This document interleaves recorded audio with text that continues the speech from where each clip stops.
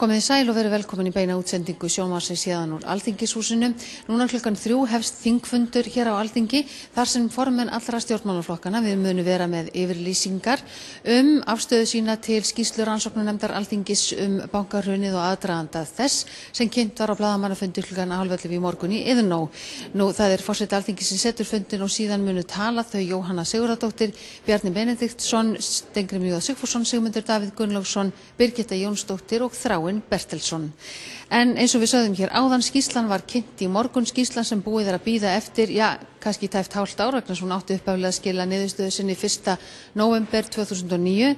En skýrslan var, eins og Ólafur Harðarson stjórnmálafræðiprófessor sagði við okkur í hádeginu, hún var hvöss, þetta er engin hvítþvottur og hún er kraftmikil og þar er talað að bankarnir hafi breyst í ofvaxið skrímsli, vöxtur og stærð þeirra við bankahrunið sé megin orsök falls þeirra.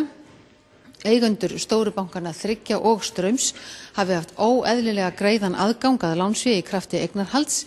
Nú eftirlitið allt saman hafi brugðist, ótrúlega mikið hafi verið óformleg samskipti í stjórnsýslunni án fundargerða. Enginn vilji gangast við ábyrgð og allsherjar ringulreið hafi ríkt, svo við vitnum í nokkur atriði úr skýrslunni eða reyndar þessum framkoma blaðamannafundinum í morgun. Nú, ýmsir eru taldir hafa sýnt af sér vanrækslu, það er stjórn Seðlabankans, Davíð Oddsson, Eiríkur Guðnason og Ingimundur Friðriksson ICEF annars vegar og aðdraganda þjóðnýtingar Glitnis, forstjóri fjármálaeftirlitsins sömuleiðis Jónas F.R. Jónsson og ráðherrarnir þrír, Geir H. Haarde, Árni Mathiesen og Björgvin G. Sigurðsson fyrir að hafa látið hjá líða bregðast á viðeigandi hátt við henni yfirvofandi hættum fyrir íslenskt efnahagslíf af slæmri og versnandi stöðu bankana. Björgvin G. Sigurðsson, þingflokksformaður Samfylkingarinnar og þáverandi viðskiptaráðherra er komin hingað til okkar í beina útsendingu.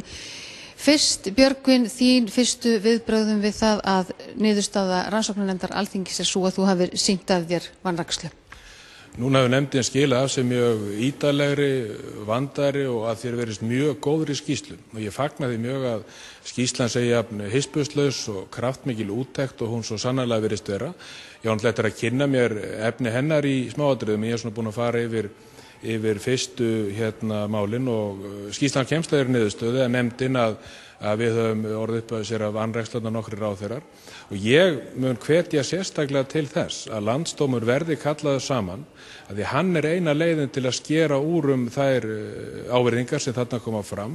Nefndin rannsakar og hún setur þetta fram með þessum hætti og það er engin til að áfrýja til, þannig að ég tel mjög mikilvægt að mun hvetja til þess að þingmannanefndin og vona það að hún vinni hratt þau mál sem snúa að embættisfærslum ráðherranna og ég vona sjálfur að landsdómur muni koma saman til að fjalla þessu mála því að ég er alveg óhræddur með mína málsvörn þar, ég hef lagt hana fram í ítarlegu máli en til að skapa þingmannanefndinni eðlilegt svigrúm til þess að vinna sín mál mínum félögum í þingflokknum eðlilegt svigrúm til að ræða þessa skýrslu, fjallumanna og þingmönnunum okkar sem eru nefndinni.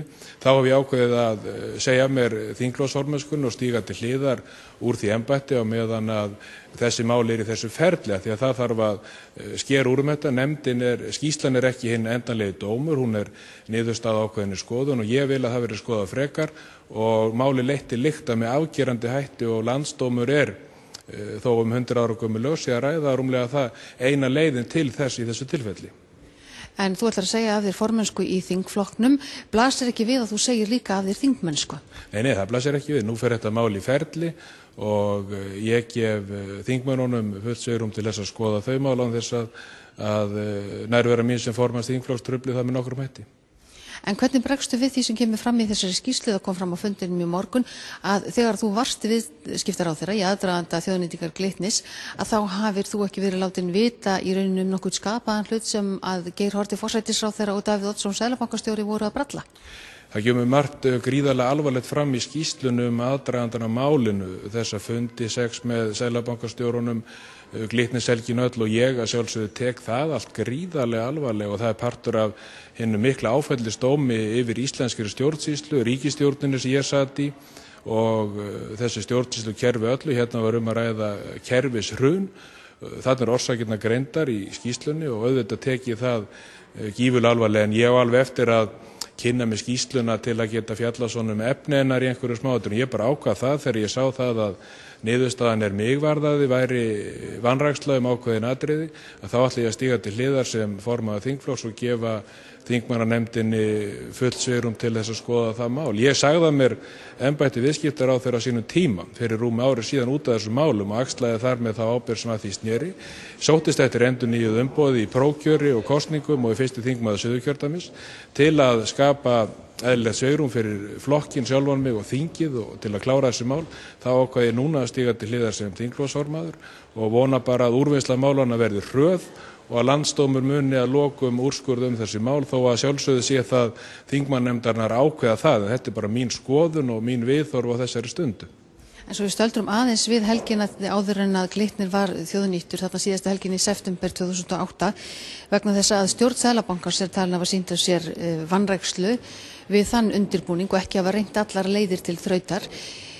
Þetta hlýtur að hafa reynt mikið á stjórnarsamstarfið, kom ekki til greina af þinni hálfu að slíta því þá? Jú, það kom svo sannarlega til greina af okkar hálfu og eins og fram kemur í skýrslunni og fram kemur í orðum núverandi utanríkisráðherra að það var skoðun margra á þeim tíma en það var ekki... Var það þín skoðun? Já, var mín skoðun á þeim tíma og okkar margra en hins vegar tóku við mjög dramatíski tímar nokkru dögum seinna með falli bankan og þá var ekkit það að ræða að mynda stjórnarkrepp í landinu ofan í það varð að fara í ákveðna rústabjörgun og neyðarástafanir til að forða landinu frá miklu alvarlegra ástandi.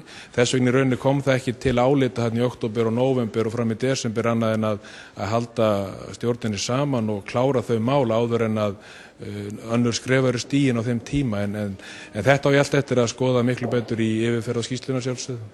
En það var vaxandi þrýstingur innan Samfylkingarinnar að slíta stjórnarsamstarfinu á þessum tíma? Jú, en leið og málin urðu alvarlegir og bankarnir féllu 7. október þá var það almenn skoðun fyrstu vikurnar á eftir að halda samstarfinu áfram í staðinn fyrir að tefla landinu og fólkin í landinu inn í miklu alvarlegri stöðu heldur en að upp þó koma því að hér tókst þó að halda fjármálakerfinu, greiðslukerfum og vöruinnflutningi og öllu gangandi þannig að engin hnökrar urðu á þannig að það var ekki til umræðu eftir að brast á með storminu mikla en vikun og undan brast vissulegi og margir sem vildu slíta þá en það var bara ekki gert og engin ástæða til að velta sér upp úr því en þetta er bara partur af hinum mikla lærdómi sem að við öll sem samfélag munum að sjálfsögðu draga af þessari vönduðu og fínu og góðu skýrslu sem kom frá nefndinni í morgun.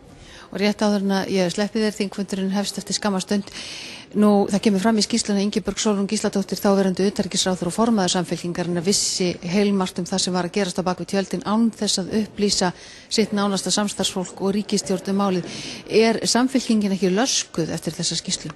Nei, við fögnum því bara hérna kemur hispurslaus úttekt á athöfnum okkar sem stjórnmálamanna á þessum tíma og það breytir engin þeim staðreyndum sem þær eru uppi og við bara vinnum úr því, drögum lærdóm af því og höldum síðan áfram á fullri ferð. Við munum að sjálfsögðu tökum þessa skýrslu gífurlega alvarlega og munum sem stjórnmálaflokkur draga af henni miklar ályktanir og miklar lærdóma og það var margt sem fór úrskeiðis og við getum ekkit annað núna heldur en lært af því og borið ábyrgð alveg hiklaust á því sem okkur snýr. En telur Ingibjörg Sólrún hafi brugðist ykkur? Nei, það er enginn að halda því fram og ég er ekkit búinn að kynna mér skýrsluna þannig og er ekkit að segja neitt slíkt. Það var bara margt sem fór úrskeiðis hjá okkur á þessu ári fyrir hrun og fyrir það fyrst að gera ekki stífari kröfur breytingar frá því að stjórnin var mynduð vormánuð 2007 eins og Páll Hreinsson sagði. Það var fátt sem forðaði hruni eftir árið 2006 en við höfum getað dregið úr því með aðgerðum og það liggur bara fyrir. Björgvin G. Sigurðsson, þakkaði kærlega fyrir að koma hingað til okkar í þetta viðtal. Nú, eins og þið heyrið, bjallan er farin að hringja hérna inn í þingsalinn, þingfundurinn á að hefjast hérna núna á slaginu 3 og eins og þið heyrið þá var heilmikið sem Björgvin G. Sigurðsson var að segja okkur, hann ætlar að segja af sér formennsku í þingflokknum og hann hvetur til þess að landsdómur verður kallaður saman til þess að fara yfir helstu niðurstöður þessarar skýrslu. Hann er sömuleiðis þeirrar skoðunar að það hefði átt að slíta stjórnarsamstarfinu í kringum það þegar svo ákvörðun var tekin að þjóðnýta Glitni í lok september árið 2008. En eftir örskamma stund mun Ásta Ragnheiður Jóhannesdóttir setja þennan þingfund og við skulum skipta núna yfir í